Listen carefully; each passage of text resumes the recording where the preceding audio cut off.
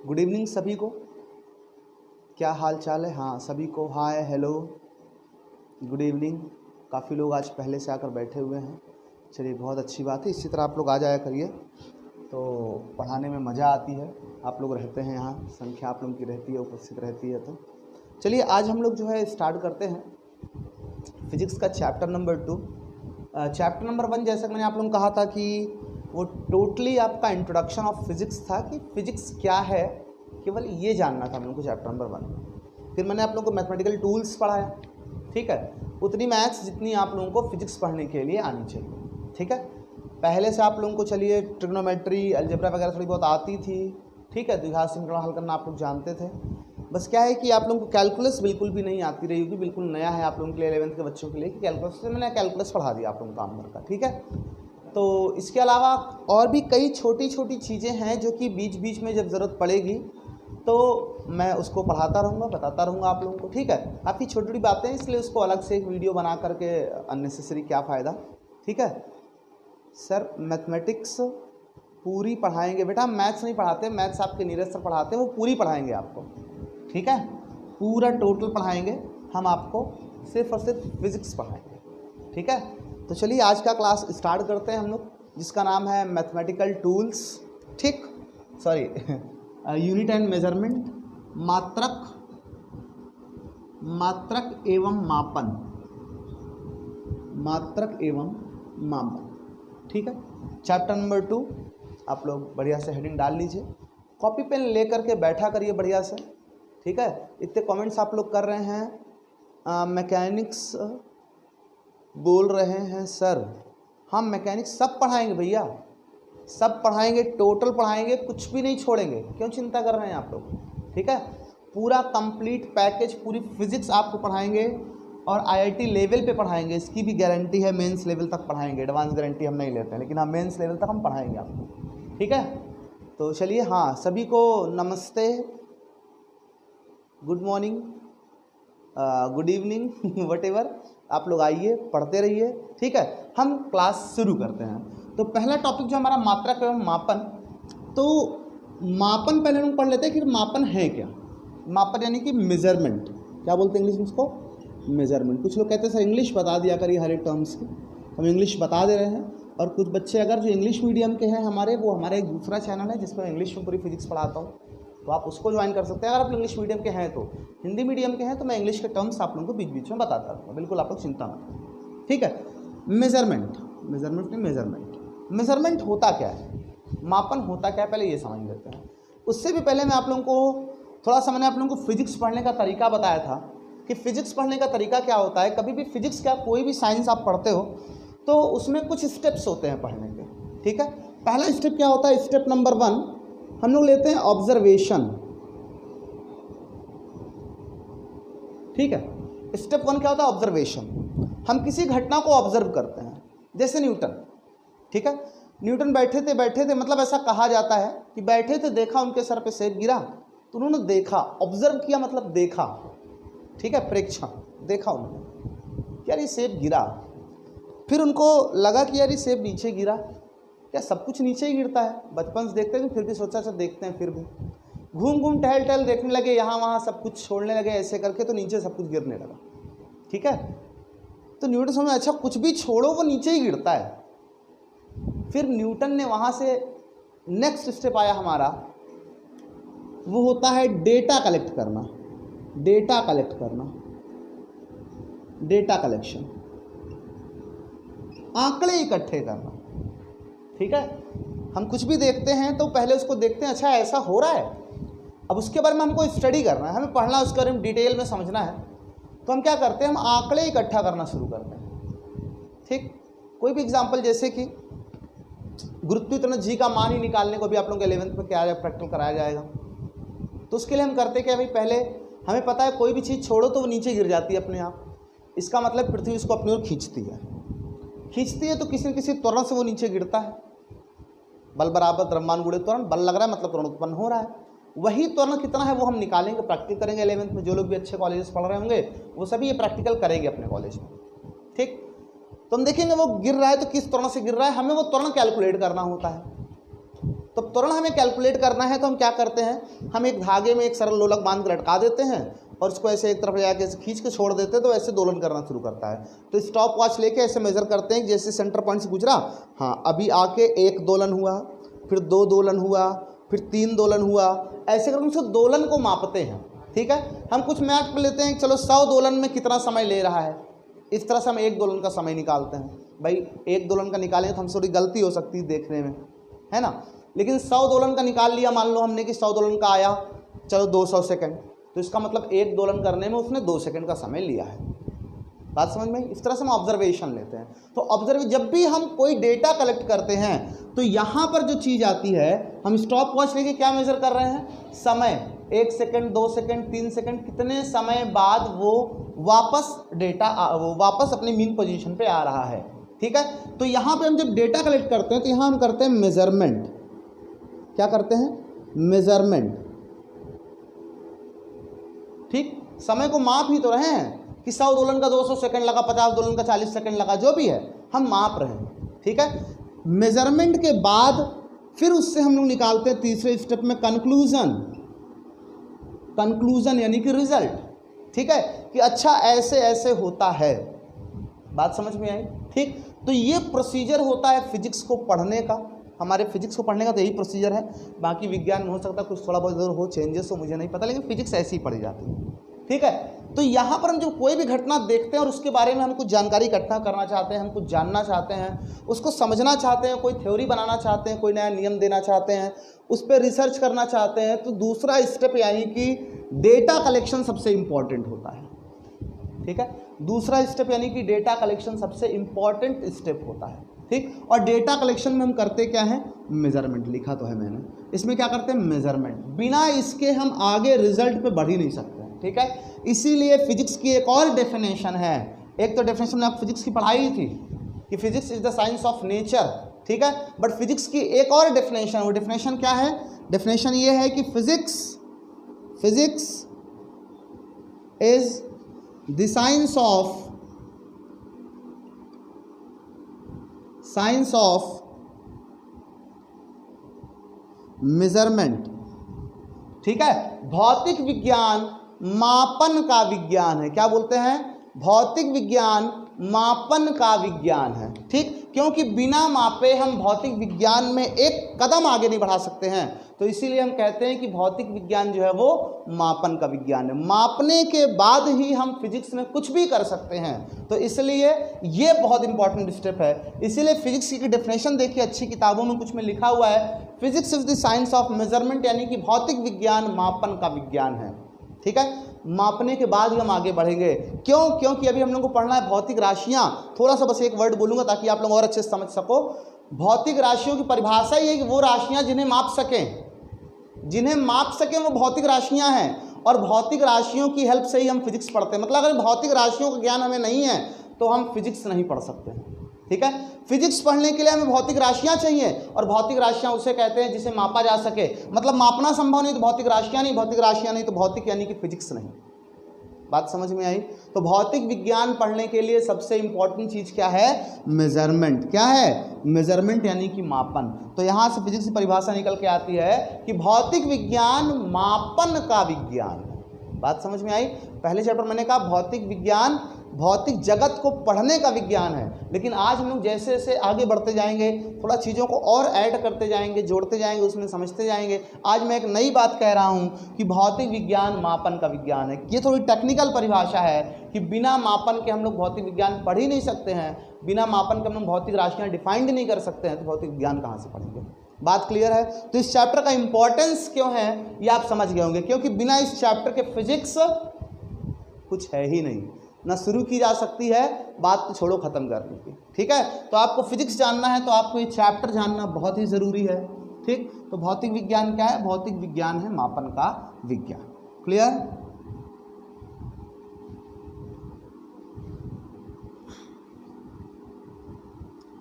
तो जब इतना कुछ हम लोगों ने पढ़ लिया है, अच्छा आप लोग कमेंट देख लेते हैं। ठीक है, अभिनव वैष्णव जी नमस्ते।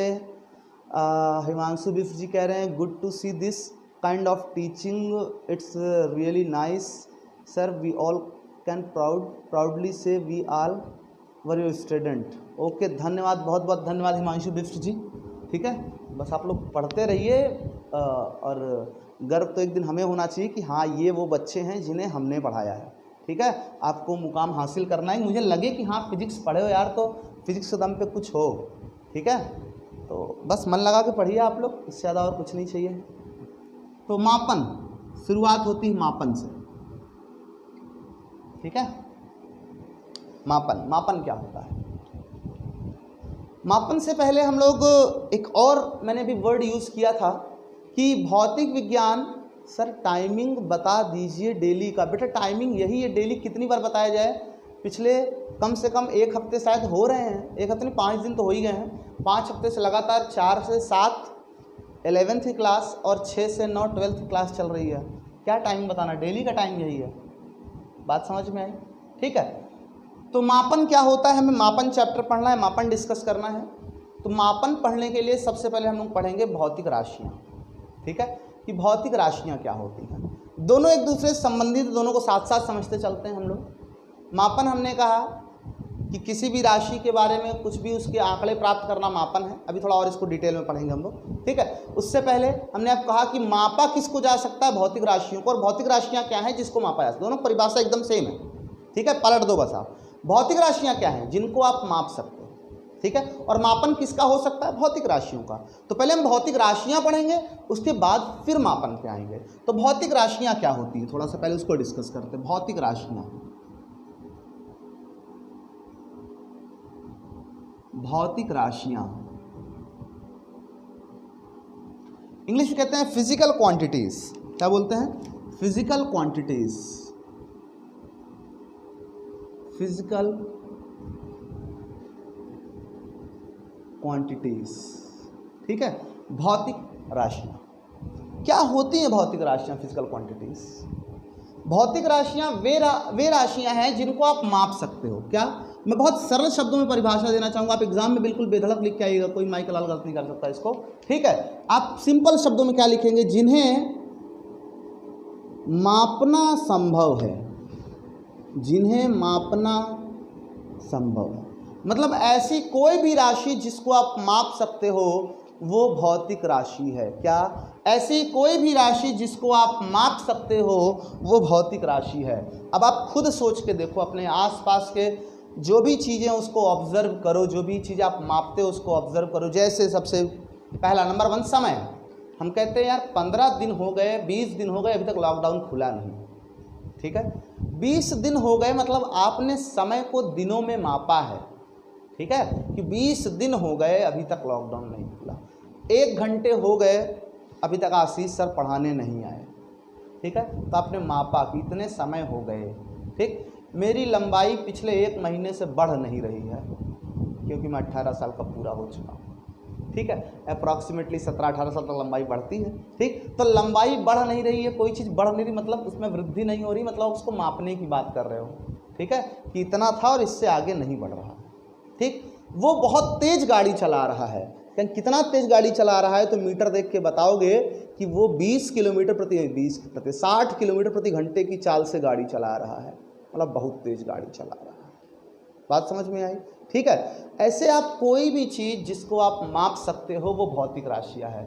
तेज गाड़ी चला रहा है, तेज यानी कि चाल से नापते हैं हम, तो चाल एक भौतिक राशि है।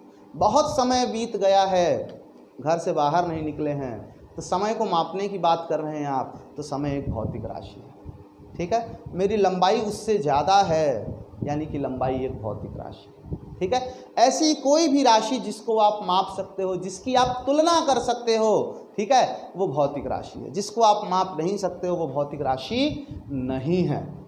बात समझ में आई? जैसे खेल रहे थे, गिर गए, चोट लग गई, बहुत दर्द हो रहा है। ठीक है, मैंने कहा बताओ कितने किलोग्राम दर्द हो रहा है तुमको? ठीक, मैंने कहा बहुत दर्द को, तो कितने किलोग्राम दर्द हो रहा है तुमको? तुमने कहा सर माप के तो नहीं बता सकते हैं कि 1 किलो दर्द हो रहा है कि 2 किलो दर्द हो रहा है, तो आपको नहीं, फिर भौतिक राशि नहीं है। बात समझ में आई? ऐसी कोई भी राशि जिसको आप माप ना सको वो भौतिक राशि नहीं। ठीक है, जिसको आप अंकों में व्यक्त ना कर सको, जिसकी आप किसी से तुलना ना कर सको, वो भौतिक राशि नहीं। बात समझ में आ रही है? ठीक है, तो भौतिक राशि क्या है? जिनका मापन संभव है। अब जब दुनिया में जब फिजिक्स को पढ़ना हुआ तो देखा गया यार दुनिया में बहुत ढेर सारी लाखों की संख्या में भौतिक राशियां हैं। कितनी? लाखों की संख्या में भौतिक राशियां हैं। ठीक, लाखों की संख्या। अब हर एक भौतिक राशि को अलग अलग परिभाषित करें हम तो इनको पढ़ो तो स्टडी बहुत ही कठिन हो जाएगा, बहुत मुश्किल हो जाएगा। तो हमने सोचा कि चीज़ों को थोड़ा सा आसान किया जाए। फिर हमने सभी भौतिक राशियों के बीच में संबंध देखना शुरू किया कि क्या ये सभी भौतिक राशियां एक दूसरे से बिल्कुल स्वतंत्र हैं? क्या चाल को समय से कोई मतलब नहीं है? क्या समय को दूरी से कोई मतलब नहीं है? क्या दूरी को द्रव्यमान से कोई मतलब नहीं है? क्या द्रव्यमान को त्वरण से कोई मतलब नहीं है? ये सारे स्टडी साइंटिस्ट करना स्टार्ट किए। ठीक है, आप लोग पढ़ते हो मूल राशियां 7 होती हैं। ऐसा नहीं है ना कि ब्रह्मा जी प्रकट हुए कहे लो वरदान 7 मूल राशियां, जाओ आज से फिजिक्स पढ़ो। ऐसा हुआ था क्या कभी इतिहास में? ऐसा कभी नहीं हुआ था। ठीक है, हमने अपनी मर्जी से, अपनी सुविधा के लिए, चीज़ों को सरल बनाने के लिए, पढ़ाई को अपने आसान करने के लिए, ठीक है, हमने क्या किया कि फाइंड किया कि ऐसी कौन सी राशियां हैं जिस पे लगभग सभी राशियां निर्भर कर रही हैं। कई सारे साइंटिस्टों का मत मिल करके, अब ऐसा है कि बल बराबर द्रव्यमान गुणे त्वरण होता है, तो हमने द्रव्यमान को मूल राशि माना, त्वरण को मूल राशि क्यों नहीं माना?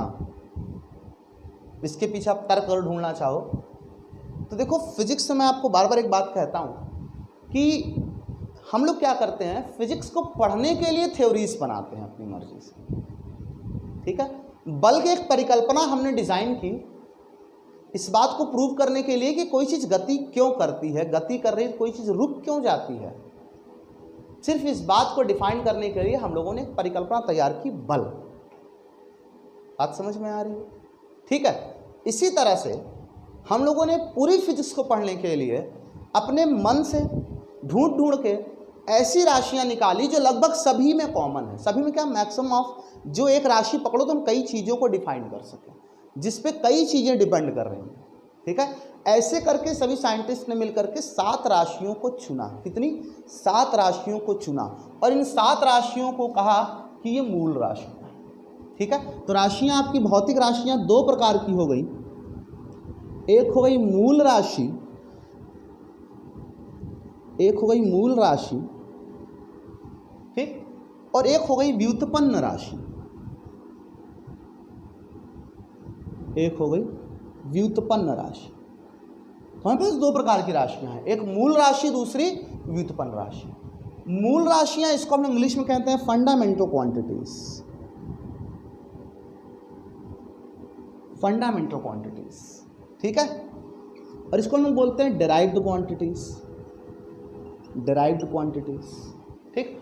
फंडामेंटल नाम से ही पूछो, फंडामेंटल का मतलब होता है मौलिक। मौलिक मतलब जहां से शुरुआत होती है। जैसे कहते हैं कि पदार्थ किससे बना है, तो आप कहोगे सर पदार्थ बना हुआ है अणुओं से। अणु किससे बने हुए हैं? परमाणु। परमाणु किससे बने? इलेक्ट्रॉन, प्रोटॉन, न्यूट्रॉन से। इलेक्ट्रॉन, न्यूट्रॉन किससे बने हुए हैं? कैंसर किसी से नहीं।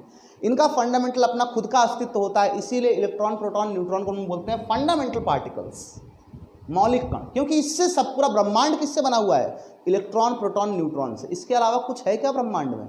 इसके अलावा कुछ भी नहीं है। ठीक है, पूरा ब्रह्मांड बना हुआ है इलेक्ट्रॉन, प्रोटॉन और न्यूट्रॉन। इसलिए हम बोलते हैं इलेक्ट्रॉन, प्रोटॉन, न्यूट्रॉन फंडामेंटल यानी कि मौलिक कण है, यानी कि मूल कण है।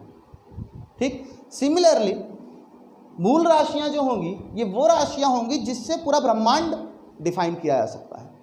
मतलब प्रकृति में होने वाली हर एक घटना में कोई भी राशि अगर आती है तो वो राशि कहीं ना कहीं इन्हीं राशियों से मिलकर बनी होगी। बात समझ में आई? जो भी राशि है वो किससे मिलकर बनी होगी? वो इन्हीं राशियों से मिलकर बनी होगी। बात क्लियर है? तो मूल राशियां क्या होती हैं? आप कहोगे मूल राशियां जो किसी अन्य राशि पर निर्भर नहीं करती है। ठीक है, परिभाषित करोगे आप क्या कहोगे इनको? जो अन्य राशियों पर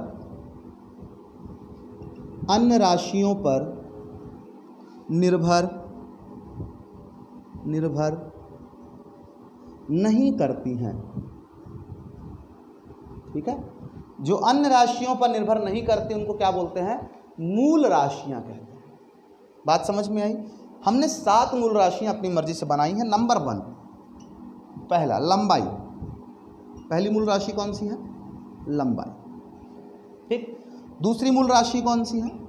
द्रव्यमान। बात समझ में आ रही है? ठीक है, तीसरी मूल राशि कौन सी है? समय।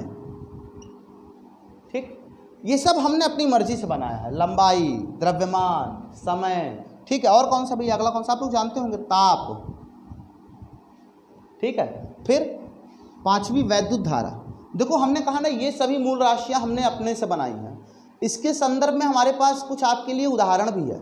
ठीक है, उदाहरण समझ लीजिए कि जो पांचवी मूल राशि है जिसको विद्युत धारा कहते हैं आप लोग, तो ये जो मूल राशि है इसको बनाने के लिए कुछ दिनों तक साइंटिस्ट में मतभेद था। कुछ साइंटिस्ट का कहना था कि धारा मूल राशि है, कुछ का कहना था नहीं, आवेश मूल राशि। थोड़ी कहानी सुन लीजिए, जरूरी है यहाँ। ठीक है, कुछ साइंटिस्ट का कहना था कि धारा मूल राशि है, कुछ साइंटिस्ट का मानना था कि नहीं, आवेश मूल राशि है। अब इसके पीछे कुछ तो रीजन होगा कि क्यों भिड़े हुए हैं। हम लोग तो ऐसे डिफाइन करते हैं कि धारा I = Q/T। तो धारा I Q और T से मिलकर बनी हुई, तो धारा यहाँ पे व्युत्पन्न राशि हो जानी चाहिए। ये किसने कह दिया? सूत्र लिखने के तरीके से थोड़े ना होता है। हम इसको ऐसे लिख दें, Q = I × T। हम इसको ऐसे लिख दें, T = Q/I। ऐसे लिख दें इसको, बोलो कैसे भी लिख सकते हैं ना भाई इसको तो हम लोग। ठीक है, हम इसको ऐसे लिख दें, ऐसे लिख दें। इसको देख के लग रहा है कि धारा बनी है आवेश और समय से, इसको देख के लग रहा है आवेश बना है धारा और समय से, इसको देख के लग रहा है कि समय बना है आवेश और धारा से। सूत्र जैसे मर्जी वैसे लिख सकते हैं। आपने इस तरह लिखा हुआ हमेशा देखा है, इसलिए आप दिमाग में बसा हुआ है कि सूत्र तो वैसे लिखा जाता है, मतलब ये व्युत्पन्न हो गई, ये मूल राशि हो गई। ऐसा नहीं है, वो जैसे लिख दिया गया है, जैसे लिखने में सुविधा होती है वैसे लिख दिया गया है। आप लोग वही देखते हैं और इसलिए आप दिमाग में ये चीज़ बसी हुई है। बात समझ में आ रही है? ठीक है, यही बेसिक कारण है और कोई कारण नहीं है।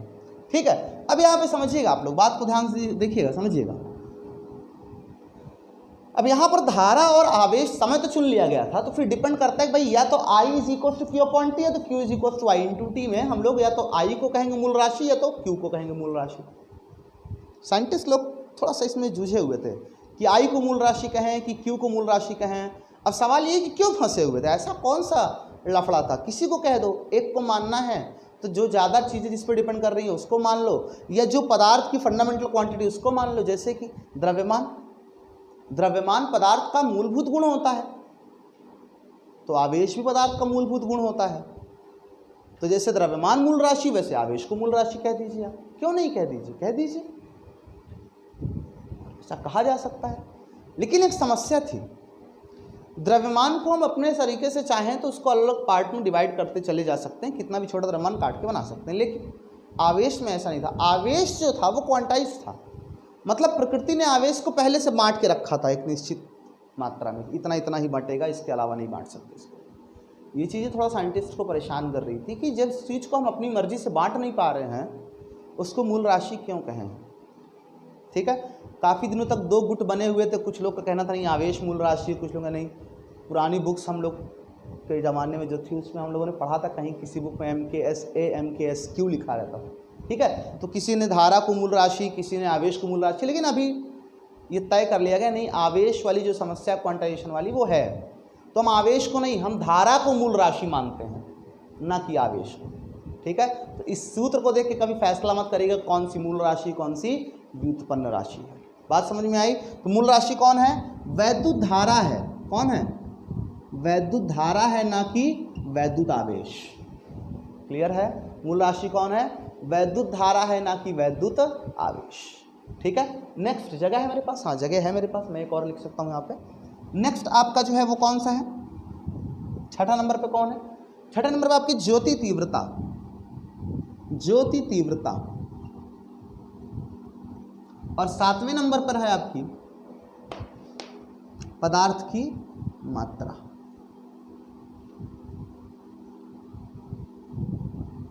पदार्थ की मात्रा।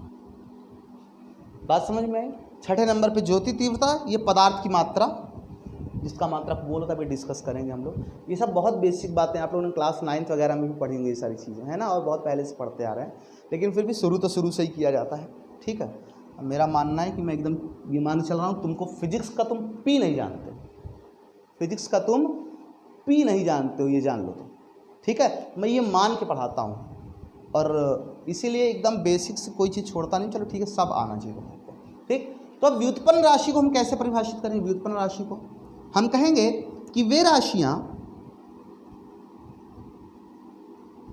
राशियां जो अन्य भौतिक राशियों से, आप ये मत कहिए जो मूल राशियों से, क्योंकि जरूरी नहीं कि सब मूल राशि से ही बनी हो, ठीक है। अगर हम F = m × a कहते हैं तो इसमें एक मूल राशि है और एक व्युत्पन्न राशि है, ठीक है। तो व्युत्पन्न राशि जो है वो किसी से भी बनी हो सकती है, ठीक। भौतिक राशियों से मिलकर बनी होती हैं, ठीक है। वे राशियां जो अन्य भौतिक राशियों से मिलकर बनी होती हैं, ऐसी राशियों को हम लोग क्या बोलते हैं? व्युत्पन्न राशियां कहते हैं, ठीक है। नंबर 1, जैसे कि पहला नंबर, ठीक है। पहला नंबर 1 क्या है? कोई भी, हम ऐसे कोई जरूरी नंबर 1 नहीं है, एग्जाम्पल लेते चल रहे हैं। जैसे कि बहुत छोटा एग्जाम्पल हम कहते हैं चाल, है ना। तो चाल किससे मिली हुई है? आप कहोगे सर चाल होता है दूरी बटे समय, दूरी बटा समय। चाल क्या होता है? चाल बराबर होता है दूरी बटा समय,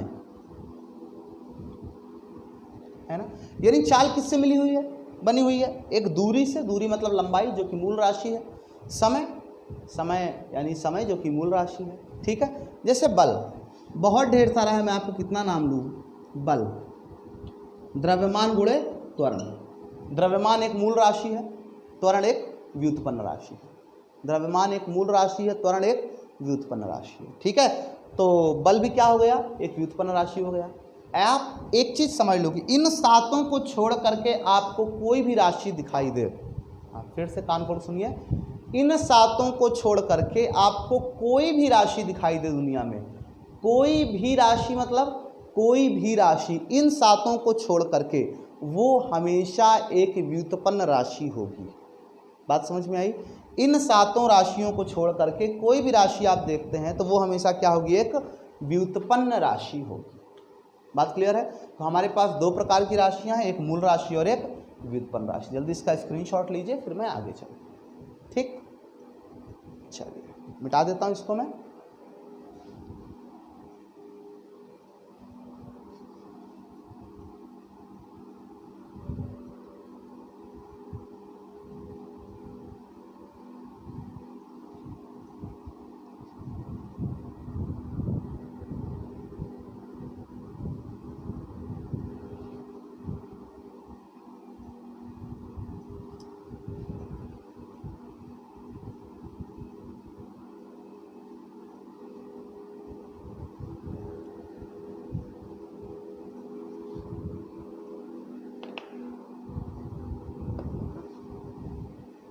हाँ भाई, तो आई होप इतनी बातें सबको एकदम क्लियर हो गई हो, एकदम शीशे की तरह, कांच की तरह क्लियर हो गया होगा। किसी को कोई समस्या यहाँ पे नहीं होनी चाहिए, ठीक है। तो दीजिए सर, समराइज कर दीजिए। समराइज क्या करना है भाई? हमने कहा कि भौतिक राशियाँ क्या होती हैं जिसको माप सकते हो। 2 प्रकार की होती हैं, मूल राशि, व्युत्पन्न राशि। व्युत्पन्न राशि किसी पर डिपेंड नहीं करती, मूल राशि जो किसी पर डिपेंड नहीं करती, और व्युत्पन्न राशि जो अन्य राशियों से मिलकर बनी होती है, जिसको परिभाषित करने के लिए हमें अन्य राशियों की आवश्यकता पड़ती है, ठीक है। तो यहाँ से हम लोग राशियाँ समझ गए कि राशियाँ होती क्या है, ठीक। जिनका मापन संभव है वही भौतिक राशि, जिसको नहीं माप सकते वो भौतिक राशि नहीं है। बात क्लियर है? आगे चला जाए। चलिए नेक्स्ट हम लोग पढ़ते हैं मापन। मापन क्या होता है, ठीक है। मापन सरल भाषा में अगर हम कहें तो मापन का प्रयोग हम लोग करते क्यों हैं, पहले ये समझते हैं। जैसे मान लीजिए आपको घर में आवश्यकता पड़ गई कि भाई हमें यहाँ पे एक पर्दा टांगना है, ठीक है, दरवाजे पे। मम्मी ने कहा ऐसा जाओ एक पाइप खरीद करके ले आओ, यहाँ पे लगा देते हैं, उसमें पर्दा लगाना है। तुम पहुँचे बाजार, का भैया ऐसा हमारे घर में पर्दा लगना है, एक पाइप दे दीजिए। सोच करके देखिए कहीं से रिलेवेंट है ये?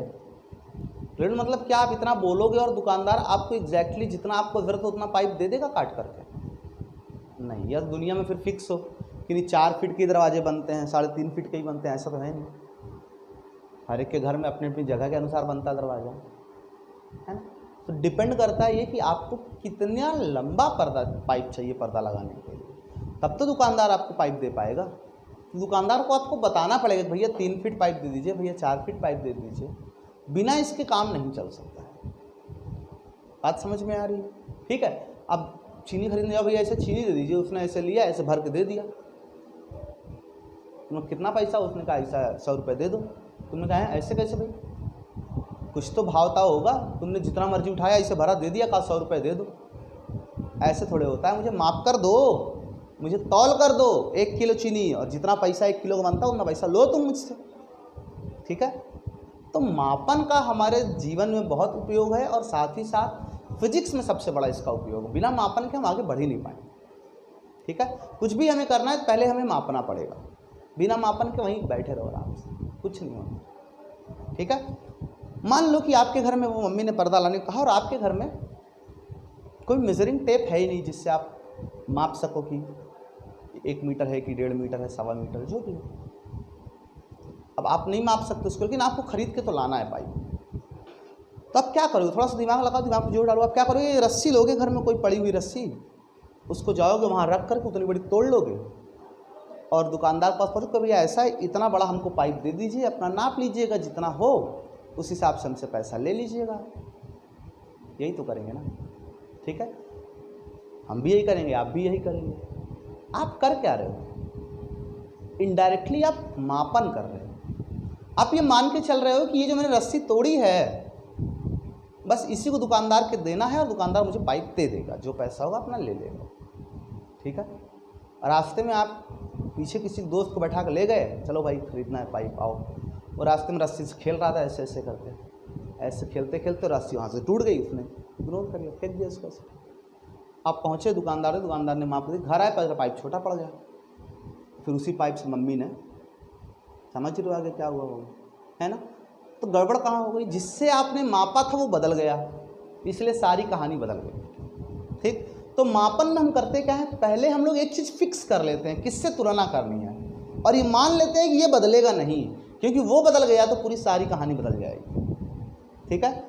और जिसे हम फिक्स करते हैं उसे बोलते हैं मात्रक। बात समझ में आई? तो मापन क्या है? मापन हम कहते हैं सरल शब्दों में कि मात्रकों से भौतिक राशियों की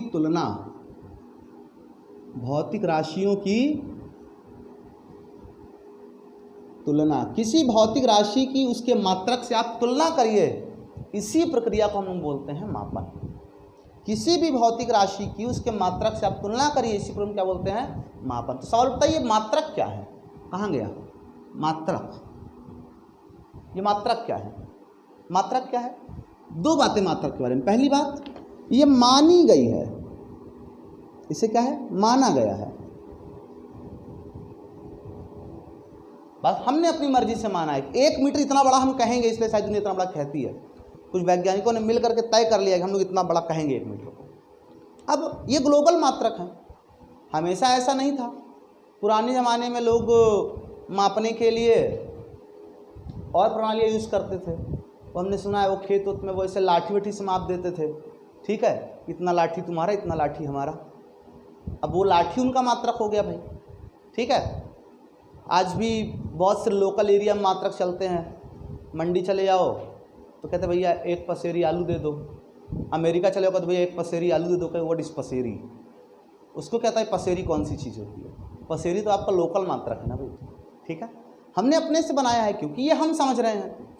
ठीक है, कोई दिक्कत की बात नहीं है। ठीक है। लेकिन ऐसा कोई मात्रक, ऐसा कोई मान जो पूरी दुनिया समझे, क्योंकि ग्लोबलाइजेशन का दौर है, सब लोग एक ही चीज़ को समझें, इसीलिए लोगों ने बना लिया है मात्रक। ठीक है। कुछ वैज्ञानिक मिलकर बैठे, उन्होंने कहा इतनी लंबाई को 1 मीटर कहेंगे, इतने द्रव्यमान को 1 किलोग्राम कहेंगे। ये बनाया गया, अपने से बनाया, हमने बनाया, मतलब हमारे साइंटिस्ट ने बनाया है। बात समझ में आई? हमने खुद मान के रखा है भाई इतने को 1 किलोग्राम कहेंगे, इतने को 1 मीटर कहेंगे, इतने को 1 लीटर कहेंगे, हमने बनाया है। तो ये क्या है, ये माना गया है कि इतना इतना है ना। और दूसरा नियत है, बदलेगा नहीं। तुमने वो डोरी जो ली, मान लिया कि इस डोरी के बराबर लंबाई का मुझे पाइप लेकर के आना है, पहली चीज, ठीक है। और दूसरी चीज, तुमने दोस्त को दे दिया और वहां जब पाइप खरीदते समय तुमने ये माना था कि ये बदला नहीं है, तुमको क्या पता उसने तोड़ के फेंक दिया, बदल गया रास्ते में, ठीक है। तो दो बातें हैं, पहली बात कि इसको अपने से माना गया, दूसरा नियत है। तो आप किसी भी भौतिक राशि के माने गए नियत मान को मात्रक कहते हैं। फिर से, किसी भौतिक राशि के माने गए नियत मान को मात्रक कहते हैं, ठीक है। तो कोई भी भौतिक राशि है उसका आप मान लीजिए कि ये इतना है। हम अपने जिस एरिया में रहते हैं उस कम्युनिटी में एक नया मात्रक चला दें अपनी मर्जी से, ठीक है, कि इसको हम लोग कहेंगे इतना बड़ा, ये कहेंगे इसको एक कुछ मान लो, इसको एक अपना नाम एक जो एक चुन्नू मुन्नू कुछ भी नाम रख दो इसका, ठीक है, कि इसको एक चुन्नू कहेंगे, ये लंबाई का मात्रक है, ठीक। तो वो मात्रक चलने लगेगा तुम्हारे एरिया में, ठीक। तो ऐसे हम कुछ भी बना सकते हैं अपनी मर्जी से। तो जो साइंटिस्ट ने, जो वैज्ञानिक ने बना दिया है कि भाई इसको इतना कहेंगे, तो वो हम लोग भी मान रहे हैं कि हाँ इसको इतना कहेंगे, ठीक। तो हम लोग कभी भी किसी चीज़ को मापते हैं, इस प्रक्रिया को क्या बोलते हैं, मापन। किसी भौतिक राशि की उसके मात्रक से तुलना करना क्या है, मापन है। क्लियर है बात, ठीक है। माना गया है और नियत है क्या, मात्रक। मात्रक कहीं से नहीं आया है, ब्रह्मा जी ने वरदान नहीं दिया ये लो 1 किलो, है ना। हमने अपने से माना है कि ये 1 किलो है, इतने को 1 किलो कहेंगे, तो सारी दुनिया इतने को 1 किलो कहती है। बात सिंपल सी है, बात समझ में आ रही सबको, ठीक है। तो ये माना गया नियत मान क्या है, मात्रक है। तो जब भी हम तुलना करते हैं, जैसे मान लो कि हमें घर में 5 पर्दे लगाने थे और सभी दरवाजे हमारे सेम साइज के थे, तो क्या हर एक दरवाजे के लिए वो रस्सी तोड़ना जरूरी है? एक को मापा, उतनी रस्सी तोड़ लिए और वहां पहुंचे, हमने कहा भैया इस रस्सी का 5 गुना हमको पाइप दे दो। घर जाके हम उसको 5 बराबर भाग में काट लेंगे, आराम से हो गया, 5 पर्दे लग गए, ठीक है। तो आपने उस रस्सी को क्या मान लिया, एक मात्रक। तो आपका मात्रक क्या था, वो रस्सी जो आपने मापने के लिए अपनी मर्जी से तोड़ी थी, ठीक है। तो आप पहुंचे कि भाई इस रस्सी का 5 गुना हमें पाइप चाहिए। तो आपकी जो माप है, जो आप खरीद रहे हो पाइप को, वो कितना खरीद रहे हो, रस्सी का 5 गुना। तो अगर मैं रस्सी को मात्रक मानूं, मान लो 1 सेकंड की वो रस्सी ठीक 1 मीटर की थी, आपको नहीं पता, तो ये 5 मीटर आएगा कि नहीं आएगा, लेकिन हमें नहीं पता, तो हमने वो रस्सी मात्र मान लिया। तो हमारा फिर मात्रक कितना हो गया, 5 रस्सी, ठीक है। हमने कितना खरीदा, पाइप, 5 रस्सी पाइप खरीद लिया हमने। घर आकर उसको एक एक रस्सी काट लेंगे। बात क्लियर है, ठीक है। तो ये क्या है, आपका मात्रक। तो माप बराबर आप क्या कह सकते हो, माप बराबर आप कह सकते हो आंकिक मान या संख्यात्मक मान, जो भी आप कहना चाहो, संख्यात्मक मान गुणे मात्रक। बात समझ में? माप बराबर क्या हो गया, संख्यात्मक मान गुणे मात्रक। बात समझ में आ रही है? तो बोलो, किसी को कोई डाउट हो बिल्कुल आप कमेंट कर सकते हो। तो मापन क्या होता है, मापने की प्रक्रिया, यानी कि किसी भौतिक राशि की उसके मात्रक से तुलना करने की प्रक्रिया क्या है, मापन है, पहली चीज।